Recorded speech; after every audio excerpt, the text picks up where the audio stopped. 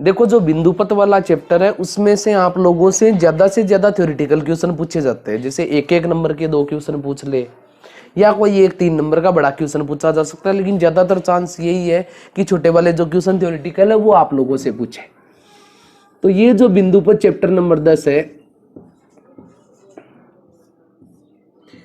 देखो बिंदुपथ जो नाम लिखा हुआ है उस बिंदुपथ नाम का मतलब क्या होता है? बिंदुपथ नाम का मतलब होता है बिंदुओं के द्वारा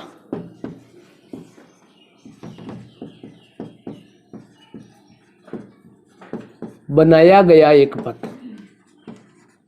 देखो बिंदुपथ का मतलब क्या होता है कि बिंदुओं के द्वारा बनाया गया पथ, मतलब जो लाइनें क्वेश्चन में लिखी हुई रहेगी उसके अनुसार बिंदुओं का जो भी पथ बनेगा। पथ का मतलब क्या होता है? रास्ता। तो बिंदुओं का जो भी रास्ता बनाया हुआ रहेगा उसको क्या बोलेंगे? बिंदुपथ। जैसे आप लोगों से बोल दिया जाए एग्जाम्पल के लिए कि कोई भी एक निश्चित बिंदु दे रखा है, निश्चित बिंदु से एक निश्चित दूरी दे रखी है आप लोगों को, जैसे ये d दूरी दे रखी है, और आप लोगों को बोल दे कि इस बिंदु से ये जो निश्चित दूरी d दे रखी है उसका आप लोगों को बिंदुपथ बताना है। हर क्वेश्चन में आप लोगों से बिंदुपथ पूछा जाएगा इसमें। तो ये देखो एक निश्चित बिंदु दे रखा है और निश्चित बिंदु से d दूरी पर स्थित बिंदुओं का बिंदुपथ। तो d दूरी पर देखो ये इसके चारों ओर आप लोग देखोगे तो इस तरीके से बिंदुओं का एक पथ बनाया हुआ रहेगा। उसकी दूरी क्या रहेगी? सेम रहेगी या नहीं?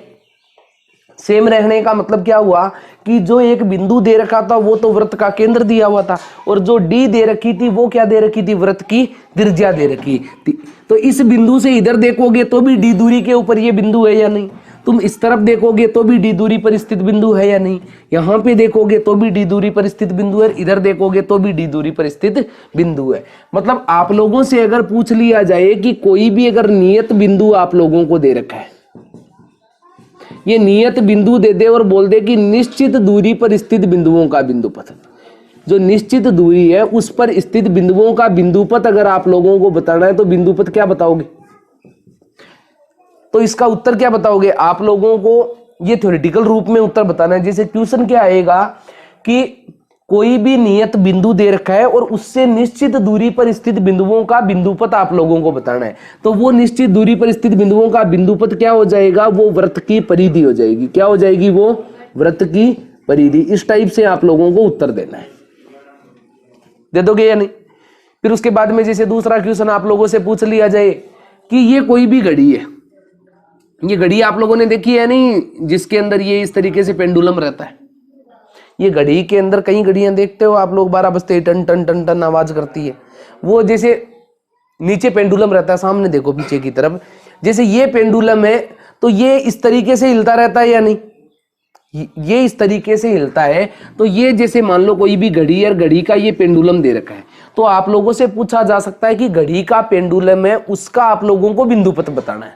ये क्या दिया हुआ है आप लोगों को? घड़ी का पेंडुलम दिया हुआ है। क्या दिया हुआ है?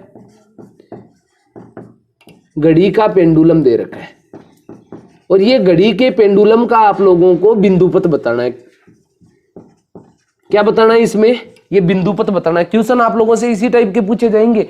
जैसे ये घड़ी का पेंडुलम दे रखा है और घड़ी के पेंडुलम द्वारा बनाया गया बिंदुपथ आप लोगों को बताना है। तो घड़ी का पेंडुलम देखो इस तरीके से रहता है और वो इस तरीके से हिलता है या नहीं, इतनी सी दूरी में।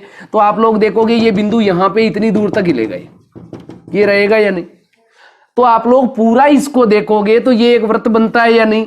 लेकिन घड़ी का पेंडुलम केवल इतनी दूर तक हिलता है। तो यहां से यहां तक की वृत्त में जो दूरी रहती है वो क्या कहलाती है? वृत्त का चाप कहलाती है। क्या कहलाती है? वृत्त का चाप।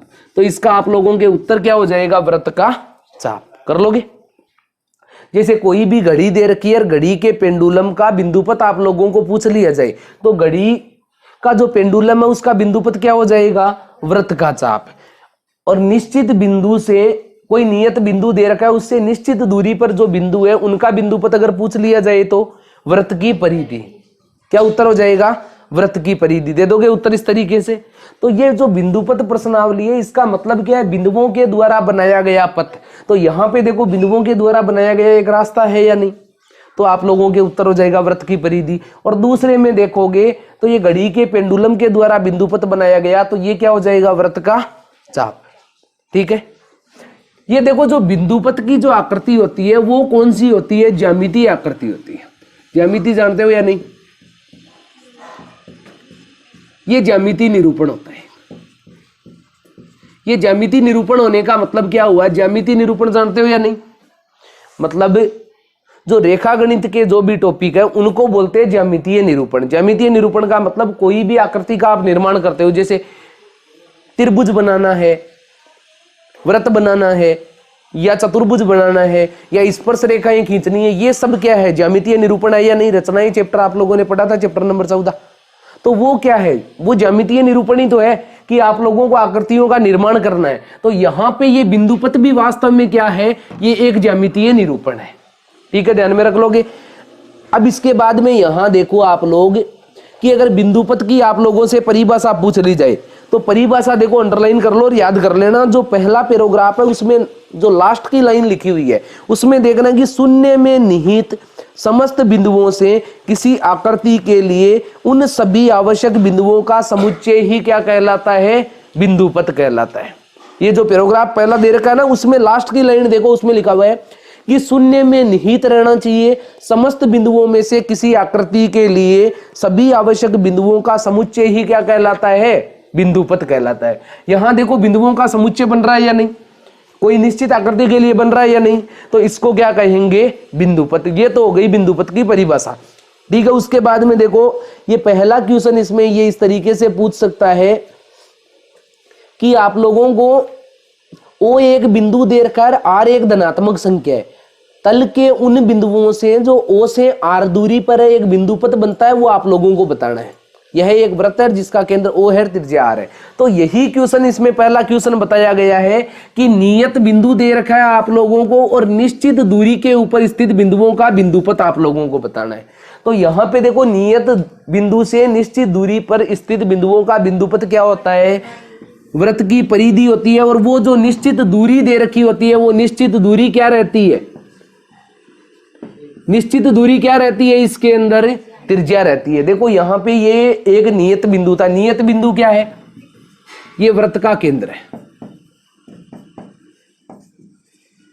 यहां आप लोग देखोगे बोलो ये बोला गया है कि नियत बिंदु, तो नियत बिंदु कौन सा है, वृत्त का केंद्र। उसके बाद में निश्चित दूरी से, तो निश्चित दूरी क्या है, वृत्त की त्रिज्या है। और उसका बिंदुपथ पूछा है तो बिंदुपथ क्या हो जाएगा, वृत्त की परिधि। पहले क्वेश्चन का उत्तर हो जाएगा ये। उसके बाद में इसका दूसरा देखो कि आप लोगों को दो समांतर रेखाएं दे रखी है, दो समांतर रेखाएं दे दी इस तरीके से, ये दो समांतर रेखाएं दे दी। समांतर रेखाएं कौन सी होती है, जो रेखाएं कितनी भी आगे बढ़ा दी जाए तो आपस में जाके कभी भी प्रतिच्छेद नहीं करती है। समांतर रेखाओं का मतलब यही होता है ना कि दोनों रेखाएं एकदम सीधी सीधी चलती जाएगी, कहीं पे भी आपस में आगे जाके प्रतिच्छेद नहीं करेगी।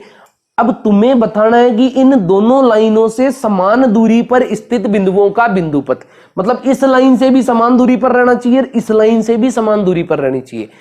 ऐसा बिंदुपथ बताना है जो इन दोनों से समान दूरी पर रहे। तो समान दूरी पर रहेगा वो बिंदुपथ क्या हो जाएगा, इन दोनों के मध्य में अगर बिंदुओं की इस तरीके से समांतर लाइन खींच दी जाए,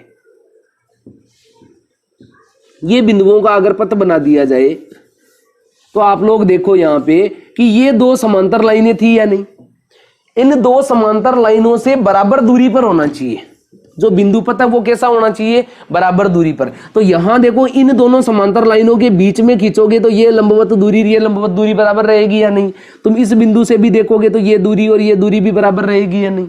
यहां देखोगे तो ये दूरी और ये दूरी भी बराबर रहेगी, ये और ये भी बराबर रहेगी। यहां देखोगे इधर और इधर। तो यहां बीच में अगर समांतर लाइन खींच दी जाए तो वो दोनों समांतर लाइनों से बराबर दूरी पर रहेगी या नहीं। तो आप लोगों से जो क्वेश्चन है वो इस तरीके से पूछा जाएगा कि दो समांतर लाइनों में, उन दोनों समांतर लाइनों से बराबर दूरी पर स्थित बिंदुओं का बिंदुपथ बताना है। तो इसका बिंदुपथ क्या हो जाएगा, ये जो दोनों समांतर लाइन है ना, ये दोनों समांतर लाइनें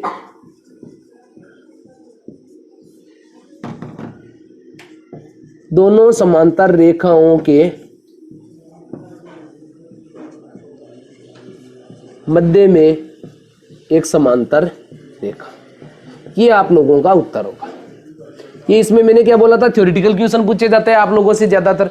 तो क्वेश्चन किस तरीके से आएगा कि दो समांतर लाइनें दे रखी है और आप लोगों को बताना है कि उन दोनों से समान दूरी पर स्थित बिंदुओं का बिंदुपथ बताना है। तो आप लोगों को उत्तर क्या लिखना है, दोनों समांतर रेखाओं के मध्य में उनके समांतर एक रेखा। ये दोनों समांतर रेखाएं थी, उनके बीच में क्या करना है, एक समांतर रेखा खींचनी है जो इन दोनों के समांतर रहे। समझ गए, ये इस तरीके से उत्तर देना है, कर लोगे। उसके बाद में अगला आप लोग देखो कि आप लोगों को दे दे कि कोई एक रेखाखंड आप लोगों को अगर दे दिया, मान लो ये एक रेखाखंड दे दिया और आप लोगों से बोल दे कोई नियत दूरी दे दे। ये एक रेखाखंड दे रखा है, ये एक रेखा दे रखी है आप लोगों को, और ये रेखा देने के बाद में बोल दिया जाए कि नियत दूरी, कोई भी नियत दूरी दे दे और बोल दे कि नियत दूरी पर स्थित बिंदुओं का बिंदुपथ बताना है। तो ये देखो जो नियत दूरी है वो कुछ भी दी हुई हो सकती है, जैसे डी मान लो नियत दूरी दे रखी है, तो यहां से आप लोग देखोगे कि डी दूरी के ऊपर कोई बिंदु लगाएंगे तो ये इसकी डी दूरी पर स्थित बिंदु हुआ या नहीं, और यहां पे अगर डी दूरी पर अगर ये बिंदु लगाते ही जाए तो ये एक बिंदुपथ बन जाएगा या नहीं। वो कैसा बना, इस लाइन के समांतर एक लाइन खींची है या नहीं हम लोगों ने। अगर आप लोगों को एक लाइन दे रखी है, बोल दे कि नियत दूरी पर स्थित बिंदुओं का बिंदुपथ बताओ, तो आप एक तो इस तरफ एक समांतर लाइन खींच सकते हो जो नियत दूरी पर रहेगा, और दूसरा यही डी दूरी के ऊपर इधर देखोगे तो इधर भी तो आप लोग खींच सकते हो या नहीं एक बिंदुपथ। जैसे मान लो कि मेरे से निश्चित दूरी पर कोई आदमी खड़ा है, तो मेरे से निश्चित दूरी पर आदमी इधर भी खड़ा हो सकता है और इधर भी खड़ा हो सकता है, क्योंकि यहां पृष्ठ है। हम तो भौतिक रूप से खड़े तो आगे पीछे इधर और इधर चार साइड में खड़ा हो सकता है, लेकिन पृष्ठ के ऊपर कितनी साइड होती है, दो ही साइड होती है। तो यहां आप लोग देखोगे ये रेखा दे रखा है, ये रेखा के नियत दूरी पर स्थित बिंदुओं का बिंदुपथ देखोगे तो इसका उत्तर क्या हो जाएगा, रेखा के दोनों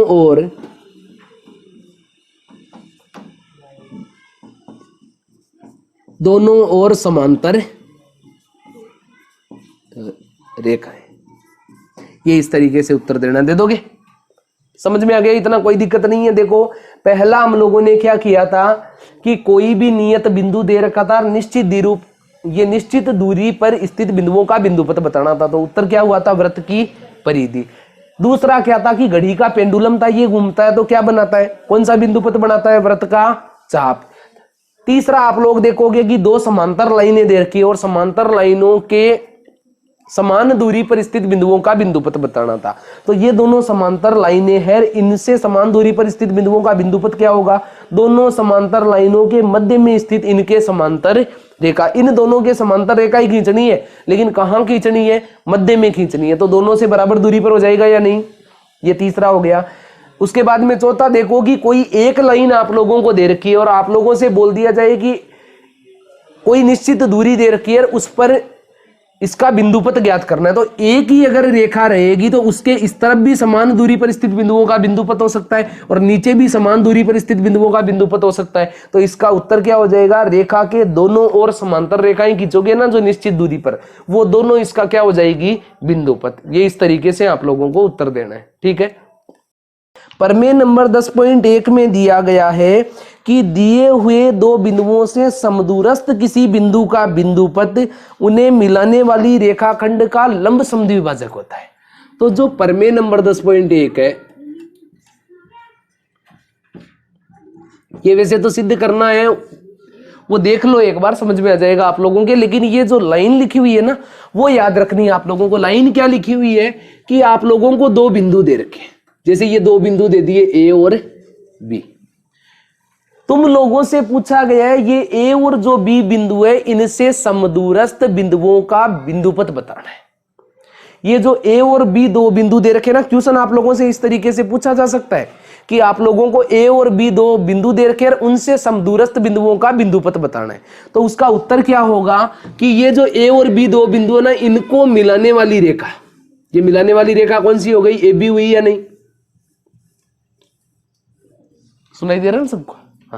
तो ये ए और बी बिंदु है, इनसे समदूरस्थ स्थित बिंदुओं का बिंदुपथ आप लोगों से पूछा जा सकता है। क्वेश्चन ऐसे रहेगा कि दो बिंदु ए और बी दे रखे हैं, उनसे समदूरस्थ स्थित बिंदुओं का बिंदुपथ बताइए। तो आप लोगों को उत्तर क्या देना है कि ये ए और बी जो दो बिंदु थे, इनको मिलाने वाली जो रेखा है ना, उसका लंब समद्विभाजक। लंब समद्विभाजक कैसे ज्ञात करते हैं, प्रकार को आधे से ज्यादा खोल के एक चाप ऊपर एक चाप नीचे लगाते हैं, यहाँ इसको एक चाप ऊपर और एक चाप नीचे लगाते हैं, ये जैसे दोनों चाप लगा दिए और दोनों चाप लगा के इस तरीके से मिलाते हैं। ये लंब समद्विभाजित रेखा होती है या नहीं, मतलब इसको दो बराबर टुकड़ों में विभाजित करती है और यहाँ पर लंबवत रहती है। तो इसका उत्तर क्या हो जाएगा कि ए और बी से समान दूरी पर स्थित बिंदुओं का बिंदुपथ तो हो जाएगा ए और बी बिंदुओं को मिलाने वाली रेखा का लंब समद्विभाजक। इसका उत्तर आप लोग क्या दोगे कि ए व बी बिंदुओं को मिलाने वाली रेखा का लंब समद्विभाजित।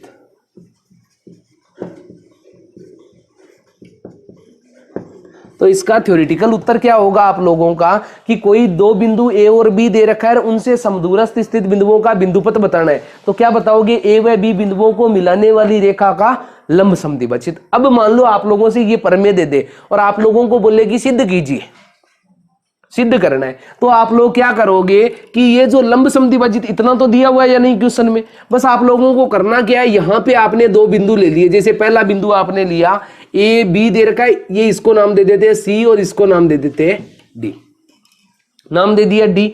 और डी नाम देने के बाद में इस डी बिंदु को ए से भी मिला दिया है और बी से भी मिला दिया है। उसके अलावा एक बिंदु और ले लेते हैं ऊपर ई और उसको भी बिंदु ए से मिला देते हैं और बिंदु बी से मिला देते हैं। ठीक है, मिलाने के बाद आप लोग देखोगे, पहले आप लोग इस त्रिभुज में और इस त्रिभुज में देखो, इन दोनों त्रिभुजों में, दोनों त्रिभुजों का नाम क्या है, सीधा ही बता रहा हूं उत्तर। ठीक है, बाकी दिया हुआ है सिद्ध करना है वो तो आप लोग लिख ही लोगे ना। सिद्ध क्या करना है कि ए और बी बिंदुओं को मिलाने वाली रेखा का लंब समद्विभाजित है, वो समदूरस्थ है। तो इसमें अगर सिद्ध करना, अगर आप लोगों को देखना हो कि आप लोगों को सिद्ध क्या करना है, तो सिद्ध इसमें क्या करना है, ये एडी बराबर होगा अगर बीडी के, ये एडी बराबर होगा अगर बीडी के, और ये एई बराबर होगा अगर बीई के। तो आप लोग बताओ ये जो लंब समद्विभाजित रेखा है ये समदूरस्थ हो जाएगी या नहीं, क्योंकि ये बिंदु है ये भी इनसे समदूरस्थ है, ये बिंदु है ये भी समदूरस्थ है, कोई और बिंदु भी इसके ऊपर लेके देखोगे तो वो भी कैसा रहेगा, समदूरस्थ। यहां इन दोनों त्रिभुजों में देखोगे तो पहले त्रिभुज का नाम बताओ ए डी सी व दूसरे त्रिभुज का नाम क्या है, बी डी सी। अगर दोनों त्रिभुजों में आप लोग देखोगे तो ये कोण नंबर 1 बराबर है किसके, कोण नंबर 2 के। कारण क्या है, इसका समकोण दे रखा है या नहीं, ये समकोण दे रखा है आप लोग। फिर उसके अलावा बाकी दो विशेषताएं बताओ। ये देखो लंब समद्विभाजित रेखा खींची थी, इसका मतलब AC बराबर है किसके, BC के, क्योंकि लंब समद्विभाजिता और बीच वाली भुजा जो है ये CD भुजा उभयनिष्ठ है या नहीं। तीन विशेषताएं मिल गई, इसका मतलब दोनों त्रिभुज आपस में कैसे हो गए, सर्वांग सम। और जब ये दोनों त्रिभुज आपस में सर्वांग सम है, इसका मतलब ये सर्वांग सम होंगे तो तीनों भुजाएं तीनों भुजाओं के बराबर होगी या नहीं। तो ये वाली भुजा इसके बराबर है, बीच वाली उभयनिष्ठ है, तो ये तीसरी भुजा के बराबर हुई या नहीं। तो लिख दोगे ये AD बराबर किसके हो गया, ये BD के बराबर हो गया। ये इतना तो सिद्ध हो गया। फिर उसके बाद में इस बड़े वाले त्रिभुज और इस बड़े वाले त्रिभुज में अगर आप लोग देखना चाहो तो दूसरे वाले त्रिभुज का नाम क्या है, AEC, ये AEC व दूसरे त्रिभुज का नाम क्या है, BEC में। ये त्रिभुज BEC में देखोगे तो इन दोनों त्रिभुजों में देखोगे कोण नंबर 1 और कोण नंबर 2 बराबर है, सेम वही चल रहा है। ये कोण नंबर 1 और कोण नंबर 2 बराबर है। उसके अलावा ये AC बराबर है किसके, BC के।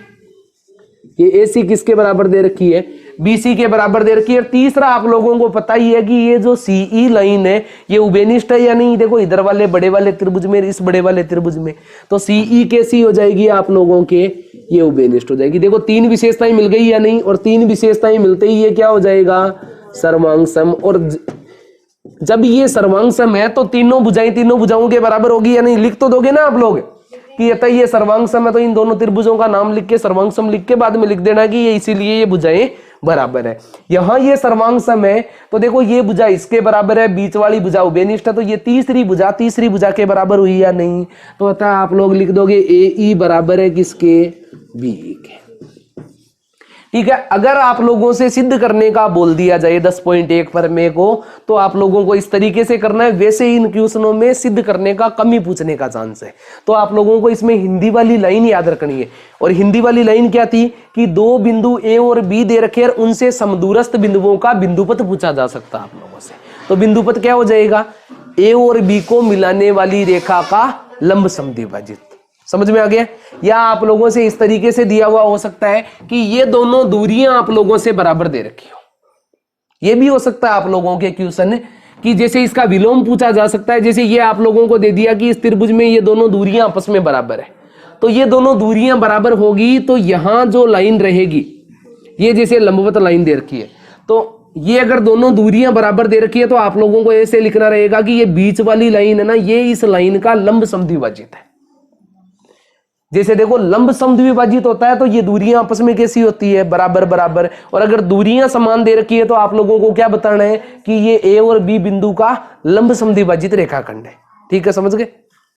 ये देखो एग्जांपल नंबर 1 के अंदर क्या करना है, ये बी सी जो बिंदु दे रखा है उसके ऊपर आप लोगों को 3 समद्विबाहु त्रिभुज दे रखे हैं। 3 समद्विबाहु त्रिभुज कौन से, पीबीसी दे रखा है, क्यूबीसी दे रखा है और आरबीसी दे रखा है। तीनों ही कैसे त्रिभुज है, समद्विबाहु त्रिभुज। और आप लोगों को पता ही है समद्विबाहु त्रिभुज की 2 भुजाएं बराबर होती है। तो ये इस त्रिभुज में देखोगे तो ये दोनों भुजाएं आपस में कैसी है, बराबर। तो ये त्रिभुज और इसकी ये दोनों भुजाएं आपस में कैसी है, बराबर बराबर है। ठीक है। उसके बाद में इस त्रिभुज में देखोगे तो ये दोनों भुजाएं बराबर बराबर दे रखी है या नहीं। और तीसरे वाले त्रिभुज में देखोगे तो ये दोनों भुजाएं आपस में बराबर दे रखी है। यहां तीनों जगह आप लोग देखोगे ये दूरी इसके बराबर है, ये इसके बराबर है और ये इसके बराबर है। तीनों दूरियां आपस में बराबर दे रखी है या नहीं। और आप लोगों ने अभी अभी प्रमेय पढ़ी थी कि दो बिंदुओं से समदूरस्थ स्थित बिंदुओं का बिंदुपथ क्या होता है, उसको लंब समद्विभाजित करने वाली रेखाखंड होता है या नहीं। तो आप लोगों को ये प्रमेय लिख देनी है। यहां पे एक प्रमेय क्या लिखोगे आप लोगों कि जो 2 बिंदु दे रखे आप लोगों को, ये दोनों बिंदुओं से समदूरस्थ जो बिंदु रहेंगे, जो समदूरस्थ बिंदु रहेंगे उनका बिंदुपथ क्या रहेगा, उनको जोड़ने वाली जो लंब समद्विभाजित रेखा है वह रहेगी या नहीं। तो यहां आप लोगों को क्या करना है, ये जो BC है इसका लंब समद्विभाजित रेखाखंड खींचोगे या नहीं। तो ये लंब समद्विभाजित रेखाखंड खींचने के बाद में आप लोग देखो ये लंब समद्विभाजित एक रेखाखंड खींच दिया। खींचने के बाद देखो ये दूरी इसके बराबर है या नहीं, ये दूरी इसके बराबर है या नहीं, ये इसके बराबर है, ये इसके बराबर है। इसका मतलब ये पूरी एक सीधी लाइन है या नहीं। ये सीधी लाइन है तो क्या लिख दोगे, P, Q, R और D। ये पूरा क्या है, एक संरेख बिंदु है या नहीं। और आप लोगों को यही सिद्ध करना है कि P, Q में R कैसा है, संरेख। केवल इतना ही करना है। तो उदाहरण नंबर 1 के बाद में देखो ये महत्वपूर्ण लाइन है जो आप लोगों को याद रखनी है इधर कि 2 प्रतिच्छेदी रेखाओं से समदूरस्थ बिंदुओं का बिंदुपथ आप लोगों से पूछ लिया जाए। अब की बार आप लोगों से पूछा क्या गया है कि 2 प्रतिच्छेद करने वाली रेखाएं और उन दोनों रेखाओं से समदूरस्थ बिंदुओं का बिंदुपथ पूछ ले। ये कौन सी रेखाएं दे रखी है आप लोगों को, ये प्रतिच्छेदी रेखाएं दे रखी है या नहीं।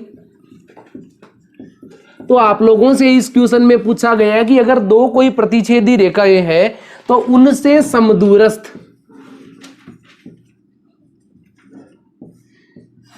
समदूरस्थ बिंदुओं का आप लोगों को क्या बताना है, बिंदुपथ बताना है।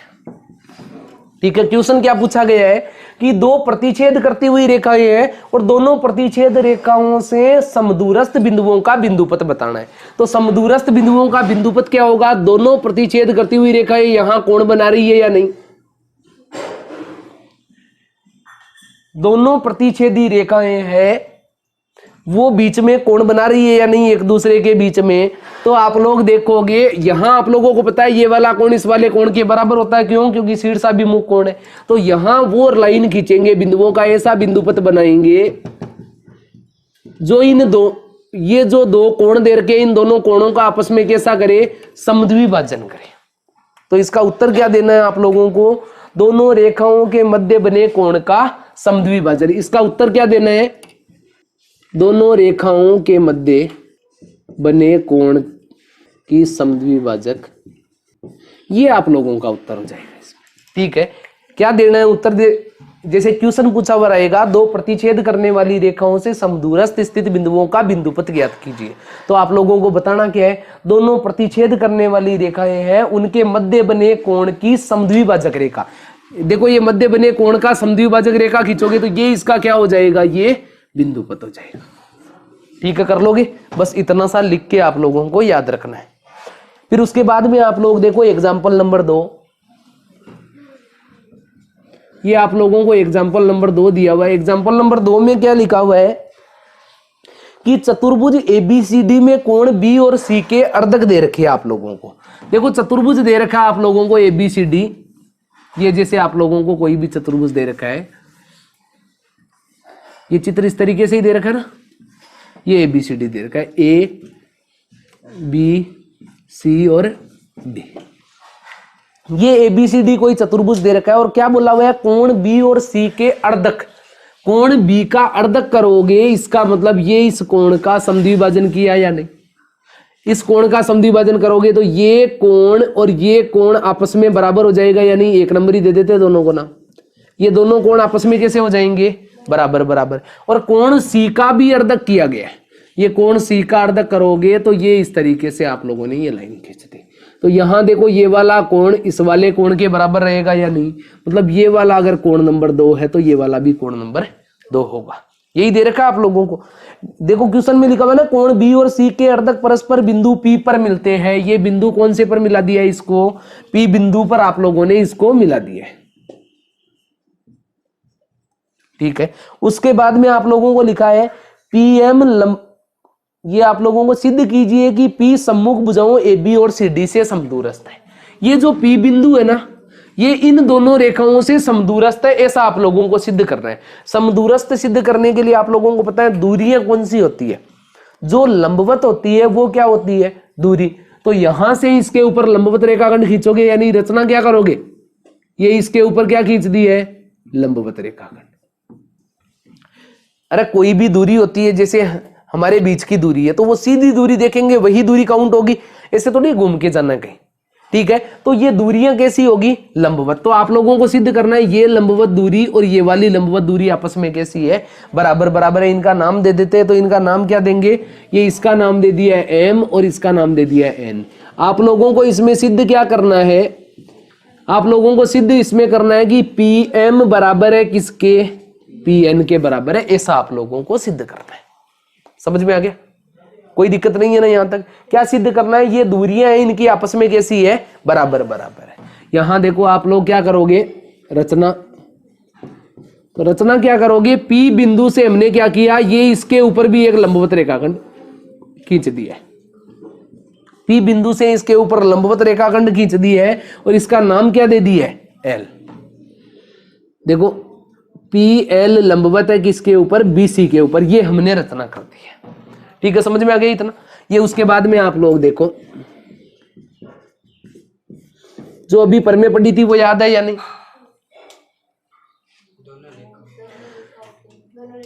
ये किसी कोण का समद्विभाजन होता है तो दूरियां कैसी रहती है, समदूरस्थ रहती है या नहीं। तुमसे बोला था दोनों प्रतिच्छेद करने वाली रेखाओं से समदूरस्थ स्थित बिंदुओं का बिंदुपथ। तो आप लोगों ने क्या बताया, जो कोण बन रहा है उसका अगर अर्धक कर देंगे, मतलब उसको समद्विभाजित कर देंगे, तो दूरियां कैसी रहेगी, बराबर बराबर। इसका मतलब यहां से अगर लंबवत दूरी इसकी और इसकी दोनों की देखोगे तो ये आपस में कैसी रहेगी, बराबर बराबर। यहां से अगर लंबवत दूरी इधर और इधर दोनों तरफ खींचोगे तो ये दूरियां भी आपस में कैसी रहेगी, बराबर बराबर। यही तो मतलब हुआ ना, दोनों प्रतिच्छेद करने वाली रेखाओं से दूरियां बराबर रहेगी, ऐसी लाइन ही तो आप लोगों को खींचनी थी। मतलब किसी भी बिंदु से अगर दोनों तरफ लंबवत दूरियां खींचोगे तो आपस में कैसी रहेगी, बराबर बराबर। यही इसके अंदर काम में आएगा। यहां आप लोग देखो ये कोण का समद्विभाजन हो रहा है या नहीं, कोण बी का क्या हो रहा है, समद्विभाजन हो रहा है या नहीं। और कोण बी का अगर समद्विभाजन होगा तो अभी अभी आप लोगों ने पढ़ा है कि अगर कोण का समद्विभाजन होता है तो लंबवत दूरियां कैसी होती है, बराबर बराबर होती है। इसका मतलब PM बराबर किसके है, PL के। ये PM बराबर है किसके, PL के। समझ में आ गया सबके, कोई दिक्कत नहीं है इसमें कि यहां कोण बी का समद्विभाजन हो रहा है। और समद्विभाजन होता है तो आप लोगों को पता ही है कि प्रतिच्छेद बिंदु से अगर कोण का समद्विभाजक खींच दिया जाए तो समदूरस्थ होती है दूरियां। ये लाइन लिखनी है आप लोगों को कि दोनों रेखाओं के मध्य बने कोण का समद्विभाजन रेखा है वो क्या करती है, लंबवत दूरियों को बराबर रखती है, लिख दोगे। उसके बाद में यहां देखो कोण सी का भी तो समद्विभाजन हो रहा है या नहीं, कोण सी का भी क्या हो रहा है, समद्विभाजन हो रहा है।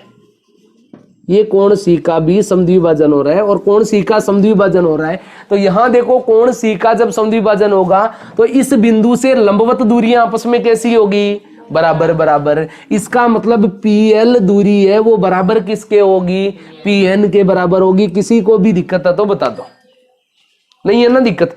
ये प्रमेय अगर लिखवाना चाहो तो मैं यहां पे लिखवा दूंगा आप लोगों को भी, ठीक है।